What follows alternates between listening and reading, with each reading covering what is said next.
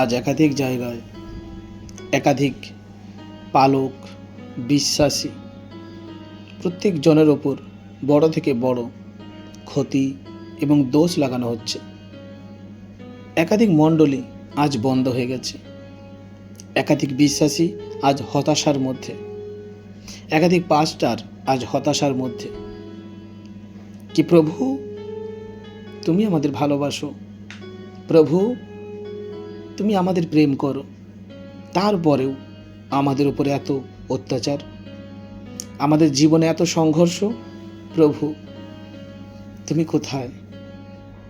আমি প্রত্যেকজন বিশ্বাসীদের বলতে চাই, আজকের এই সুসমাচার প্রচারের মাধ্যমে যতজন আমাকে আজ এই সময় শুনছো এবং এই ভিডিও তোমার সামনে এসেছে, বচনে লেখা আছে, আর আমার নাম প্রযুক্ত তোমরা সকলে ঘৃণিত হইবে, কিন্তু যে কেহ শেষ পর্যন্ত স্থির থাকিবে সেই পরিত্রাণ পাইবে।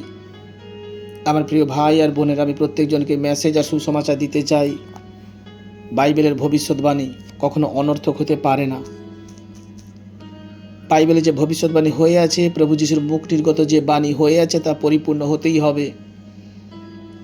আজ কেউ ভেঙে পড়ো না, কেউ চিন্তায় পড়ো না, হতাশাগ্রস্ত হয়েও না, কারণ দেখো প্রভু আমাদের সঙ্গে আছেন। প্রভু কখনোই আমাদেরকে ত্যাগ করে দেননি, প্রভু কখনোই আমাদেরকে ছেড়ে যাননি। তিনি কথা দিয়েছেন তিনি সমস্ত বিশ্বাসীদের সঙ্গে তিনি ঢাল হয়ে দাঁড়িয়ে থাকবেন। এবং বচনে এও লেখা আছে, কিন্তু তোমাদের মস্তকের কেশগুলিও সমস্ত গণিত আছে, অতএব ভয় করিও না, তোমরা অনেক চড়াই পাখি হইতে শ্রেষ্ঠ।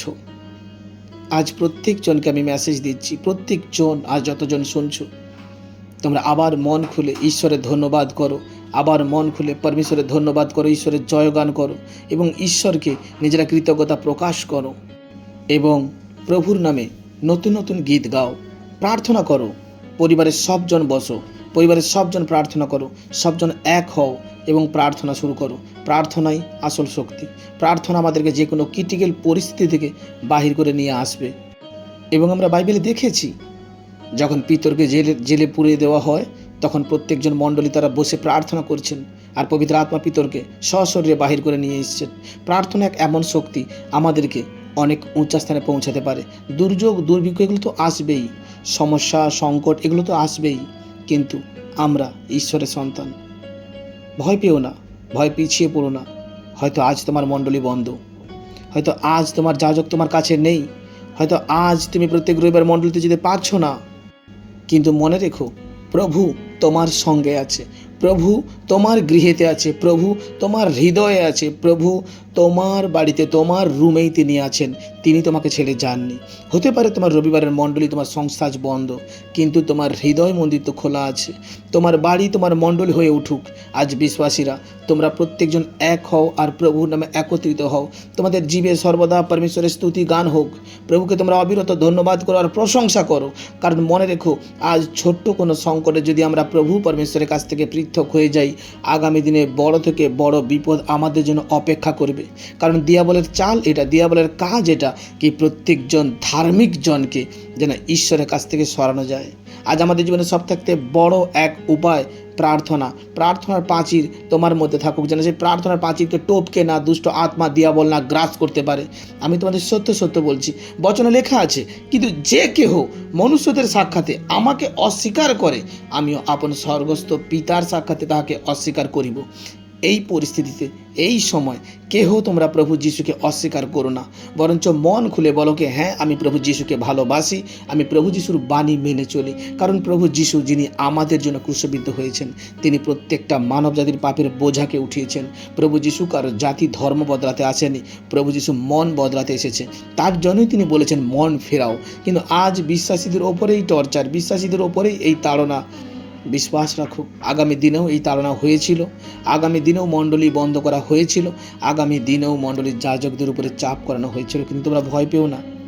যারা তোমাদের তাড়না করে তোমরা তাদের জন্য প্রার্থনা করো, যারা তোমার ক্ষতি করে তোমরা তাকে ভালোবাসো, যারা তোমাদেরকে শেষ করে দিতে চায় তোমরা তাদের জন্য অবিরত প্রার্থনা করো। কারণ যখনই তুমি তোমার শত্রুর বিপদে তার পাশে দাঁড়াবে তখনই তুমি মহাপুরস্কার পাওয়ার যোগ্যতা লাভ করবে। বাইবেলের বচন কখনো মিথ্যে নয়। বাইবেল তার জন্য আমাদেরকে শিখিয়ে গেছেন, তুমি তোমার শত্রুকে প্রেম করো। জগৎ জানে না যে আমরা আমাদের পিতার উপরে বিশ্বাসী, আর আমাদের পিতা আমাদের হৃদয় মন্দিরে বাস করেন।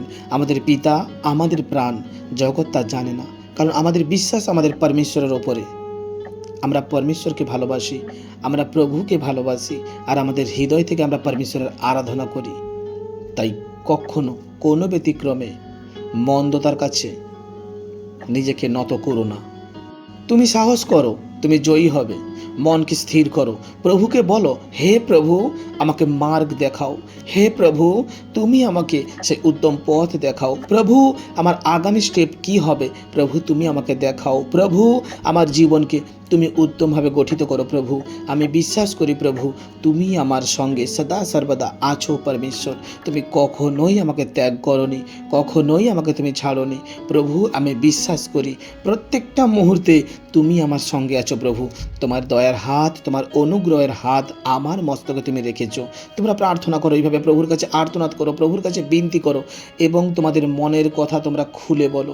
কারণ বাইবেলে লেখা আছে যেন মণ্ডলী ঈশ্বরের সামনে মনের কথা খুলে বলে। তাই আমরা যেন প্রত্যেকটা সময় যেন প্রভুর উপরে আস্থা রাখি, প্রভুর উপরে ভরসা রাখি এবং পরমেশ্বর আমাদেরকে যে পথ দেখায়, পরমেশ্বর আমাদেরকে যে রাস্তা দেখায় তার জন্য আমরা অবিরত পরমেশ্বরের পথে চলি। আর প্রভুর প্রত্যেকটা বচনকে যেন আমরা হৃদয়ে নিয়ে চলি। আমাদের প্রত্যেকটা আঙুলে যেন পরমেশ্বরের বচন লেখা থাকে। আর এই বাক্য আমাদেরকে আরও আগামী বিষয় উত্তমভাবে বাঁচাবেন আর রক্ষা করবেন। God bless all. প্রভু সবজনকে দীর্ঘ আয়ু দিক, সবজনের জীবনে পরমেশ্বর বড় মহিমা করুক। আমেন।